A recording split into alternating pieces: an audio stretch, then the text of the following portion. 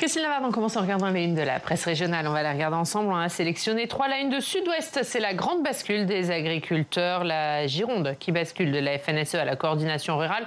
C'est le cas, on l'a vu, dans 13 autres départements. La une de Var Matin, c'est sur les droits de douane. Le Var en danger face à la politique commerciale imprévisible de Donald Trump. Certaines entreprises varoises qui exportent aux États-Unis sont menacées. Et puis la une de Corse Matin, c'est sur l'érosion du littoral. La mer gagne du terrain. Reportage sur les zones côtières de l'île où l'érosion a déjà entamé son inexorable progression. Plages englouties, habitations menacées. Les scénarios les plus alarmants sont annoncés pour 2050. Quelle une choisissez-vous? Je pense que vous pouvez deviner, non? Je pense, mais je vous laisse choisir. Eh ben, je vais choisir la Corse. Alors, pas parce que c'est vous qui faites la matinale, mais parce que c'est un sujet sur lequel je travaille pas mal depuis déjà de nombreux mois, voire années au Sénat, qui est la question en fait, des risques naturels, de leur prévention, de leur indemnisation. Et en tant que tel, le sujet dont parle Corse Matin, c'est le recul du trait de côte, qui est un peu un angle mort de nos politiques publiques, parce que ce n'est pas un risque naturel, au sens où on le voit, on voit la mer inexorablement gagner du terrain. À l'inverse, dès qu'on passe en submersion marine, là, on est dans un risque naturel. Et d'ailleurs, il y a eu des travaux à l'Assemblée nationale, des amendements au Sénat lors des discussions du dernier PLF pour mettre des moyens financiers sur cette prévention de l'érosion côtière. Et donc j'avais repris en fait ces idées justement dans le programme de prévention des risques qui est au sein de la mission écologie. Et ce sont des dispositions qui ont perduré dans les discussions de la CMP, donc qui sont dans le budget adopté hier. Il va désormais falloir veiller attentivement à leur mise en œuvre. On va parler d'un autre sujet sur lequel vous travaillez, c'est l'intelligence artificielle. La semaine prochaine aura lieu à Paris un grand sommet mondial sur l'intelligence artificielle. Emmanuel Macron y prendra la parole dimanche soir à 20h sur le sujet. Est-ce que la France elle est en retard en matière d'intelligence artificielle ? En fait, tout dépend de comment on prend le sujet de l'intelligence artificielle. Si on prend le sujet de la réglementation, des usages, du cadre légal dans lequel on inscrit les modèles, les outils, la France, l'Europe ont plutôt un cadre beaucoup plus avancé que le cadre américain. C'est pas la jungle, dit autrement. Après, c'est vrai que si on regarde l'économie, on constate qu'en fait tous les géants, enfin en tout cas ceux qui font le business aujourd'hui, OpenAI, DeepSeek, sont des géants américains, chinois, et que finalement nous, nos géants français, Mistral, ils ont encore du mal à se faire une place tout en haut. Mais comment ça se fait ça ? Alors, comment ça se fait ? Il y a des débats assez intéressants de savoir si on doit créer à tout va puis réguler ou s'il faut réguler et en même temps créer. Et ça, c'est un peu tout ce que les travaux de la délégation à la prospective ont essayé de montrer. C'est-à-dire que l'intelligence artificielle, c'est beaucoup d'opportunités. C'est aussi un certain nombre de risques dont il faut arriver à pouvoir se prémunir pour avoir à la fin un usage qui soit vraiment bénéfique pour la société. Donc moi j'estime que notre manière d'avancer de manière équilibrée et en même temps création, régulation doit normalement nous permettre d'avoir à terme un usage pertinent de l'intelligence artificielle. Mais est-ce qu'à terme ça ne sera pas trop tard par rapport aux avancées des autres pays ? Enfin, juste regardons ce qui s'est passé avec DeepSeek, lancé en grande pompe à la fin du mois de janvier. Très rapidement, on a appris qu'en fait, une partie des données des utilisateurs... Alors déjà, les données des utilisateurs sont stockées, c'est-à-dire que tout ce que vous donnez à manger à cette intelligence artificielle est stocké en Chine. Et les autorités chinoises ont la capacité de pouvoir, en gros, les réquisitionner et les regarder sur simple demande. Donc, avis à tous les utilisateurs actuels ou potentiels de DeepSeek, vous partez dans une inconnue sur ce qui va advenir de vos données. Aujourd'hui, le cadre d'usage, si on utilise un outil qui répond aux droits européens et à l'AIACT, n'est pas du tout celui-là. Elisabeth Borne, la ministre de l'Éducation nationale, elle annonce le lancement d'un appel d'offres de 20 millions d'euros pour créer une IA à destination des professeurs ainsi que des formations pour les enseignants. Est-ce que l'IA dans l'éducation nationale, c'est un plus ou c'est un moins ? Alors j'invite tout le monde à regarder le rapport très intéressant de la délégation à la prospective justement qui traite de ce thème. On en a un autre sur la santé, on en a un autre sur les services publics et très prochainement 2 autres, un sur les collectivités et l'autre sur l'environnement et justement sur comment l'IA vient modifier ou pas la manière dont on exerce les politiques publiques dans ces domaines. Et en matière d'éducation, déjà le premier constat, c'était de constater que finalement les élèves, eux, ils savent se servir de l'intelligence artificielle, là où les professeurs ne le savent pas. Donc, on a déjà un biais entre l'enseignant et l'enseigné qui n'utilisent pas forcément les mêmes outils. Et il faut se souvenir qu'à l'époque où Gabriel Attal était ministre de l'Éducation nationale, il avait d'ailleurs envisagé d'utiliser l'intelligence artificielle pour remettre à niveau les élèves de seconde en mettant en place une sorte de tutorat adapté à chaque élève. On lui proposait des exercices et au fur et à mesure de sa progression, voilà, c'était un outil adapté, ce qui permettait d'avoir une éducation plus en fonction des besoins de l'élève et permettre d'avancer au rythme des enfants. Là, finalement, ce que propose Elisabeth Borne, c'est peut-être déjà de revenir au fondamental, c'est-à-dire le constat qu'effectivement, aujourd'hui, il va être urgent de former les professeurs à ce que l'intelligence artificielle peut faire ou ne pas faire, à la manière dont elle change aussi la façon dont les élèves travaillent eux-mêmes, parce que là, c'est, je pense, quand même quelque chose de primordial, et c'était très bien rappelé par pareil, une audition que je vous invite à regarder sur le site de la prospective, de dire qu'avant toute chose, il faut quand même que l'homme reste le maître de ses outils et que pour rester le maître, c'est de savoir lire, mais de savoir savoir lire. Et ce que fait l'intelligence artificielle, en fait, elle lit toute la journée. Donc nous, en tant qu'humains, déjà, continuons aussi à lire et à avoir les processus neuronaux qui fonctionne. Allez, on va parler du budget, puisque ça y est, le budget est définitivement adopté. Le Sénat a approuvé hier l'accord trouvé entre députés et sénateurs. On revient sur tout ça avec Quentin Calmet.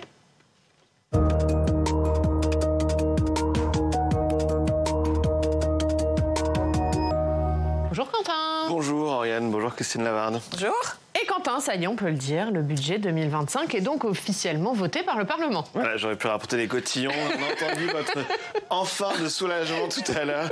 Effectivement, la dernière étape du processus parlementaire a été franchie hier par un dernier vote. Le Sénat a adopté les conclusions de la commission mixte paritaire. Vous voyez les images, 219 voix pour, 107 voix contre, 19 abstentions. Il reste une dernière étape quand même, c'est le passage par le Conseil constitutionnel qui doit vérifier la conformité du projet de loi de finances. Mais pour l'heure, le gouvernement se réjouit. Oui, c'est une victoire pour François Bayrou. Il a en plus réussi à survivre à la motion de censure déposée en début de semaine à l'Assemblée nationale. Il a donc fait mieux que Michel Barnier en décembre dernier. L'exécutif qui insiste sur les mains tendues, notamment aux socialistes, et qui ont permis d'adopter ce budget. Écoutez, à notre micro, Amélie de Montchalin, la ministre du Budget, elle a répondu à nos questions à la sortie de l'hémicycle, juste après le vote final du projet de loi de finances. Elle reconnaît que ce n'est pas un budget parfait, elle parle d'un budget de compromis. Écoutez.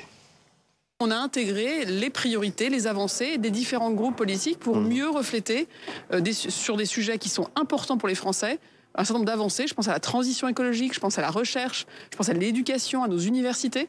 Donc voilà, c'est un budget qui est le fruit de ce travail. Et puis, c'est aussi un point important à souligner, c'est un budget qui enclenche très fermement la réduction des déficits. Avec ce budget, le déficit, ouais, ça vous fait sourire, le déficit qui devrait revenir à 5,4% du PIB contre 6% en 2024, avec au total un effort partagé avec d'une part 30 milliards d'euros d'économies, un effort jamais fait, a dit Eric Lombard, et 20 milliards d'euros de hausse d'impôts proportionnelle aux capacités contributives de chacun, selon le ministre de l'économie. Alors, Madame Lavarde, est-ce que vous vous réjouissez du vote de ce budget, même si on a entendu que pour tout le monde, c'est un budget imparfait? Ah bah, j'ai pas changé d'avis. D'ailleurs, j'ai eu des propos au moment du vote solennel au Sénat en disant que ce budget était le plus mauvais à l'exception de tous les autres, qui a été largement repris dans la presse. Et je n'ai pas changé. Et d'ailleurs, vous disiez 5,4% de déficit. Les calculs qui avaient été faits avant l'annonce de renoncement à l'abaissement du seuil de TVA, on était à 5,445% de déficit. Donc il ne fallait pas grand-chose pour qu'on passe à 5,5. D'ailleurs, l'arrondi devrait plutôt. Et là, comme hier, les ministres viennent de mettre... on va en reparler. Pour 700 millions de recettes, autant vous dire que là, on est déjà à plus que 5,5% de déficit ce matin. Donc les 5,4, c'est mort. Alors, il va falloir qu'on ait vraiment de très très bonnes recettes, ce qui ne s'est jamais fait d'ailleurs dans les derniers exercices. Vous avez plutôt constaté comme moi que nos prévisions de recettes étaient toujours trop optimistes et que c'est comme ça qu'à la fin de l'année, on atteint 6. Donc voilà, mais en fait, je dis ça. Les prévisions de croissance, par exemple, sont surévaluées selon vous? Est-ce que c'est un risque? Le Haut Conseil des finances publiques, là, puisque les prévisions de croissance ont été revues, on est passé de 1,1% dans le PLF Barnier à 0,9% dans l'article liminaire adopté, du PLF, de la loi de finances désormais votée. Le Haut Conseil des finances publiques souligne que c'est une prévision réaliste, mais il va falloir la tenir. Et surtout, le Haut Conseil dit que le gouvernement a fait une prévision d'inflation un peu élevée. Et en fait, il y a une corrélation directe entre l'inflation et le niveau des recettes encaissées. Donc, si l'inflation est plus faible, on aura déjà une diminution des recettes, toutes choses égales par ailleurs. Quentin, on continue parce qu'il y a encore des questions qui se posent sur ce budget. Voilà, François Bayrou, qui n'en est qu'au début de l'ascension de son Himalaya budgétaire. C'est une expression qu'on a lue notamment dans Le Monde cette semaine. 2 mesures pourraient poser un problème, et elles sont essentielles au budget. Il s'agit de la taxation exceptionnelle sur les hauts revenus et celle sur les entreprises qui réalisent d'importants chiffres d'affaires. Ces deux mesures qui sont vraiment au cœur du projet de la loi de finances, elles doivent rapporter 10 milliards d'euros, mais le Conseil constitutionnel pourrait retoquer ces 2 mesures, car il est interdit de voter des mesures rétroactives. Alors, pas d'inquiétude pour la ministre. Écoutez un deuxième extrait de l'interview. La commission mixte paritaire, les députés et les sénateurs, quand ils se sont réunis la semaine dernière, ont écrit des choses pour que nous ne soyons pas dans la rétroactivité.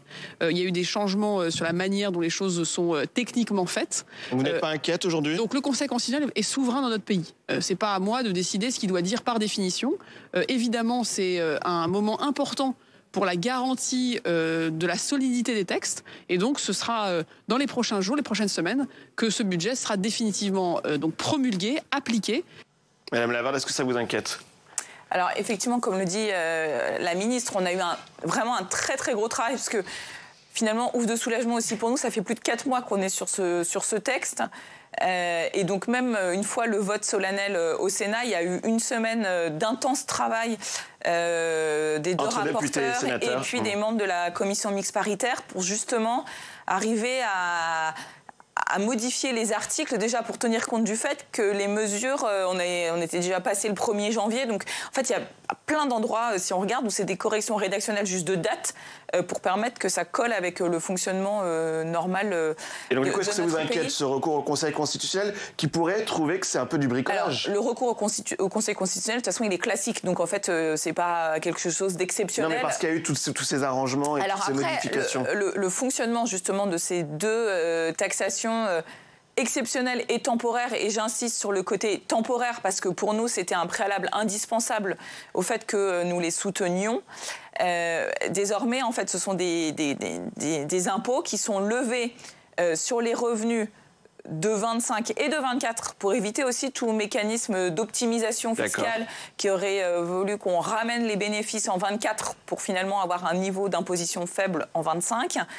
Et donc, avec un mécanisme, parce que l'idée était quand même d'encaisser les recettes sur 25, donc d'acompte, mais pour une somme qui sera officiellement constatée qu'à la fin de l'exercice fiscal. Ok, donc c'est solide. Donc on est bien sur une imposition de l'année, dans la loi de finances de l'année, et les acteurs économiques sont informés avant de clôturer leurs comptes. Ok. Il y a une mesure qui était passée inaperçue, qui inquiète les petits entrepreneurs. C'est un article du budget qui abaisse le seuil d'exemption de TVA. Cela concernerait 250 000 entrepreneurs. Hier, Éric Lombard a fait une annonce au journal de 20h de France 2. On l'écoute. Cette mesure, effectivement, qui faisait l'objet d'une demande en réalité des artisans pour maintenir plus d'égalité entre les auto-entrepreneurs et les artisans. Enfin, c'était surtout pour aussi rapporter 700 millions au budget. C'était pas l'objectif principal. Nous avons entendu les demandes des auto-entrepreneurs. Je peux annoncer ce soir, il y aura un communiqué que Véronique Louwagie, la ministre du Commerce, qui fait partie des 6 ministres de Bercy, va lancer une concertation afin d'ajuster cette mesure, si c'est nécessaire. Et pendant le temps de cette concertation, cette mesure sera suspendue, c'est-à-dire que les auto-entrepreneurs ne devront pas s'inscrire pour payer la TVA. Donc, on aura le temps du dialogue. Madame Lavarde, vous étiez passée à côté de quelque chose. Ah non. Parce que si vous regardez avec beaucoup d'attention toute l'histoire de cette mesure au Sénat, vous pourrez constater que le Sénat, dans sa sagesse, avait rejeté le dispositif, donc c'était dans la première partie. Il y a eu ensuite cette fameuse seconde délibération à plus de 27 votes. Et il y avait notamment ce petit article dans les 27 votes que le gouvernement avait remis au vote que là Sénat, vous avez voté, et que là on a voté. Et ensuite, c'est vrai que dans la commission mixte paritaire, on n'a absolument pas discuté de ce sujet, mais personne. Il n'y a eu aucune prise de parole, aucune intervention sur ce sujet. Mais il a eu raison de revenir sur cette mesure, Éric Lombard, hier soir ou pas ? Alors, là où j'entends effectivement le sous-jacent de la mesure, c'est qu'effectivement aujourd'hui, on a un seuil de TVA qui finalement n'incite pas le régime de l'auto-entreprise tel qu'il a été imaginé doit être un régime transitoire, voir si effectivement l'idée qu'on a développée trouve son marché, fonctionne, pour ensuite basculer vers la vie d'une entreprise avec, la vie d'une entreprise. Aujourd'hui, le seuil très élevé des niveaux de TVA en fait n'incite pas entretient ce fait de rester dans un statut qui n'est pas aussi très protecteur. D'accord. Parce que on n'a pas les mêmes droits, on n'acquiert pas les mêmes droits sociaux et autres que quand on est un statut d'entreprise. Et qu'on cotise d'ailleurs. Donc c'est pour ça, c'est aussi un souci de donner préparer l'avenir, parce qu'on malheureusement trop souvent on raisonne sur ce qu'on a en temps N sur son compte bancaire sans penser à préparer sa retraite, ce qui va se passer en chômage. Donc derrière, les raisons pour lesquelles les gouvernements successifs, Barnier puis Bayrou, soutenaient la mesure ont un sens. Après, nous, on ne maîtrise pas toutes les concertations ou pas, et si les uns et les autres avaient été sollicités c'était trop avant, brutal. En fait, on découvre là maintenant que personne n'était au courant, mais c'est vrai que ça, on n'est pas... Mais vous pensez qu'il y aura d'autres renoncements de ce type dans les jours à venir ? Alors, disons que là où je suis un peu inquiète, c'est que la mesure est votée, personne n'en avait jamais entendu parler. Là, quelqu'un doit découvrir, je sais pas, quelqu'un qui a lu près de 300 articles du PLF qui découvrent le sujet, et tout de suite, renoncement à 700 millions. Est-ce que ça ne va pas entraîner un effet de dire moi je suis pas content de ça, allez je monte, et nouveau renoncement. Aujourd'hui, comme je l'ai dit, on est quand même sur une ligne de crête. Oui, le 5-4 est déjà en train de basculer. On a déjà basculé du côté des 5-5 et malheureusement au-delà de ce chiffre de 5-4, de 5-5, c'est toutes les conséquences que ça aurait sur les conditions de financement de la France, sur la confiance que nos partenaires européens peuvent placer en nous. Et donc plus on recule, plus on retarde à redresser nos finances publiques, plus l'effort va être important dans les mois et les années à venir. Gérard Larcher, ce matin, le président du Sénat, il donne une interview aux journaux régionaux du groupe EBRA. Il dit qu'il faut dès maintenant préparer le budget 2026 en réfléchissant à la réduction de la dépense publique et des normes, à la réorganisation de l'État et des agences publiques. Concrètement, ça veut dire quoi ? Ah mais il a complètement raison. D'ailleurs, comme ça permettra d'avoir le temps de concerter largement en amont toutes les mesures comme ça qui pourraient donner lieu à des discussions ou des contestations.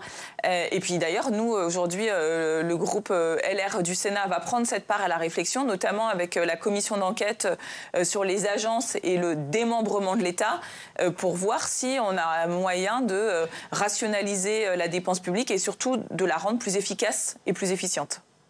Merci Quentin, tout à l'heure. Merci Ariane, oui, à tout à l'heure. On vous retrouve évidemment dans le club. On va voir l'actualité du côté de chez vous, de votre département. On va retrouver Jacques Paquier. Bonjour Jacques.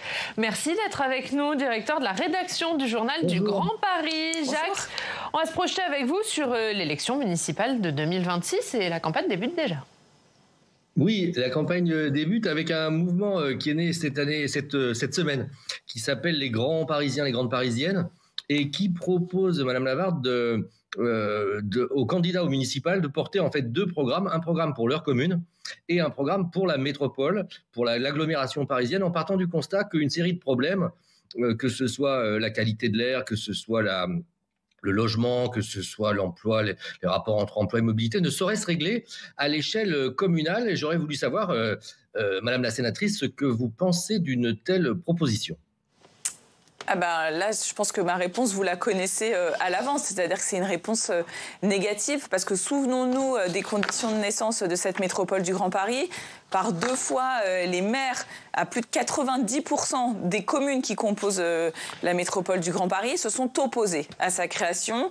Et on voit bien, elle fonctionne depuis le 1er janvier 2016. Donc ça fait maintenant près de 5 ans de fonctionnement effectif. Pardon, 10 ans, oui. 10 ans, quasiment. 10 ans, 9 ans, ouais. Oui, à force de compter en milliards, on ne sait plus compter en unités. Et ça ne fonctionne pas. Ça ne fonctionne pas parce qu'aujourd'hui, on a quelque chose d'hybride, qu'on ne peut pas exclure le reste de la région Île-de-France du fonctionnement de la métropole, notamment quand on pense à la mobilité. Il y a aujourd'hui tout un tas d'artisans qui vivent, artisans, chefs d'entreprise, qui travaillent, qui vivent, qui habitent, qui ont leurs sièges sociaux dans la grande couronne et qui pour autant viennent dans la petite couronne. Donc il faut bien penser les réseaux de transport à l'échelle de ces deux aires géographiques. Et puis pourquoi ça ne marche pas? Parce qu'aujourd'hui, est-ce que vous pensez qu'un plan de logement, il peut être construit à l'échelle de 7 millions d'habitants? Gardons des unités de vie qui soient plus locales et qui prennent en compte justement la manière dont fonctionnent de manière historique les zones d'habitation, les zones d'activité, mais dans un bassin de vie qui soit à taille humaine, accessible en transport en commun. Et ça, pour moi, la métropole du Grand Paris, elle n'a pas apporté ces réponses-là. Je l'ai toujours dit, la métropole du Grand Paris, si elle doit continuer à exister, elle aurait dû uniquement se focaliser sur des grands projets structurants, renforcement des lignes de RER. Et là, en fait, elle vient qu'en accompagnement de la région Île-de-France. Et donc, comme nous travaillons à la rationalisation et à l'efficacité de la dépense publique, pourquoi avoir 2 instances, la région et la métropole, qui font la même chose? Donc il faut supprimer la métropole du Grand Paris. Il faut supprimer la métropole du Grand Paris. Et ce que portent les grands Parisiens, finalement, c'est un projet à l'échelle de la région. Où là, on a des listes départementales, ce qui permet déjà d'avoir une aire de réflexion plus large que l'aire de la commune, et ensuite de s'inscrire dans des schémas directeurs qui existent déjà à l'échelle régionale. Jacques, vous vouliez interroger... Si j'osais être un tout petit peu impertinent, je dirais que vous dites que les problèmes de logement ne sauraient se régler à l'échelle de 7 millions, vous proposez qu'ils se règlent à l'échelle de 12 millions? Non, mais les problèmes de logement, ils doivent se régler aujourd'hui à l'échelle des intercommunalités. Et d'ailleurs, aujourd'hui, on a des plans locaux de l'urbanisme intercommunaux qui sont déjà sur des bassins de vie énormes en nombre d'habitants par rapport à ce qu'on peut observer sur le reste du territoire national. Le plus petit territoire de la métropole du Grand Paris, quand même, je vous le dis, c'est 330 000 habitants. C'est beaucoup plus que certains départements français. Jacques, vous avez une troisième, du coup, question. Oui, vous l'avez abordé, Madame la sénatrice, sur les mobilités entre la pérennisation des voies réservées sur le périphérique, la zone à faible émission métropolitaine, bientôt ou déjà la zone à trafic limité dans Paris. Beaucoup de mesures visent à réduire la pollution liée à la circulation des véhicules, qui fait quand même 5000 morts. J'aurais voulu ça par an, prématuré. J'aurais voulu savoir là votre opinion. Est-ce que vous faites partie des gens qui pensent qu'on empiète sur la liberté des automobilistes, ou au contraire pensez-vous que ces mesures sont totalement légitimes au nom de la santé? Alors vous savez, il y a une maxime qui dit « ma liberté commence là où s'arrête celle des autres ». Donc là, en matière de santé publique, je pense qu'il faut faire prendre conscience aux uns et aux autres des conséquences de la circulation automobile, mais aussi, j'ai envie de le dire, des transports en commun, et je vais m'expliquer par là. Aujourd'hui, toutes nos actions de mobilité, elles sont centrées sur la diminution des émissions de CO2, de gaz carbonique. Il faut aussi avoir conscience que la pollution de l'air, c'est les particules de freinage. Et en la matière, il y a de très gros progrès à faire sur le métro, les RER, pour venir diminuer ces émissions de particules fines. Donc voilà, déjà informons, prenons tous les moyens, il y a des technologies qui existent pour y arriver, et on aura à ce moment-là une véritable action sur la santé publique. Merci Jacques Paquet, merci d'avoir été avec nous. Réindustrialiser l'Île-de-France, du rêve au projet, c'est à la une du journal du Grand Paris. Merci beaucoup Christine Lavarde. Merci, d'avoir été avec nous. Bon repos après ce marathon budgétaire du coup. Merci d'avoir été avec nous. Dans le club, on va parler des 150 ans du Sénat, ce sera à suivre dans 20 minutes. Mais d'abord, on va parler de la gauche et de l'idée de gauche avec le sociologue Michel Viviorca.